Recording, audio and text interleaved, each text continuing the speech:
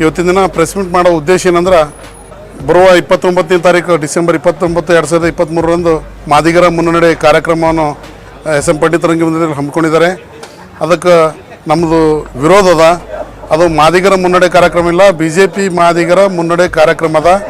ಅದು ಸ್ವಾರ್ಥಕ್ಕಾಗಿ ಮಾಡ್ಕೊಳತ್ತಾರ, ಅದು ಸಮಾಜ ಬಲಿಪಶು ಮಾಡ್ಲತ್ತಾರ. ಅವರು ಸಮಾಜಕ್ಕೆ ಏನು ಕೊಡುಗೆ ಇಲ್ಲ. ಅದರಿಂದ ಅದೇ ಮುಂದಾಳತ್ವ ವಹಿಸ್ಕೊಂಡಿರ್ತಕ್ಕಂಥ ರಾಜ್ಯ ನಾಯಕರಾದಂಥ ಗೋವಿಂದ ಕಾರಜೋಳ ಆಗಿರ್ಬೋದು, ಆಯಿತು ನಾರಾಯಣಸ್ವಾಮಿ ಆಗಿರ್ಬೋದು, ಅವರು ಅಧಿಕಾರದಾಗಿದ್ದಾಗಂತೂ ಸಮಾಜಕ್ಕಂತೂ ಮೊದಲೇ ಏನೂ ನೋಡಿಲ್ಲ.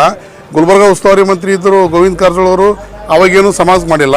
ಸಮಾಜದವ್ರು ಒಂದಾಗೆ ದೂರ ತಳ್ಯಾರ, ಸಮಾಜದವ್ರು ಒಂದಿಗೆ ಸ್ಟುಪಿಡ್ ಅಂತ ಬೈದಾರ, ಎಷ್ಟೋ ಜನ ನಮ್ಮಿದಾರ ಅಥವಾ ನಮಗೆ ಏನೇನು ದೂರಿಸಿದಾರ ಸಮಾಜ ಜನರಿಗೆ ಕೆಲಸ ಕಾರ್ಯಗಳು ಒಯ್ದಾಗ.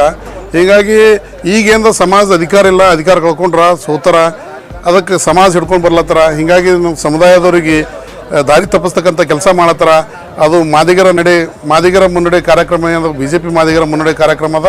ಅದಕ್ಕೆ ನಮ್ಮದು ಮಾದಿಗ ಸಂಘಟನೆ ವತಿಯಿಂದ ವಿರೋಧ ವ್ಯಕ್ತಪಡಿಸ್ಲತ್ತೀವಿ.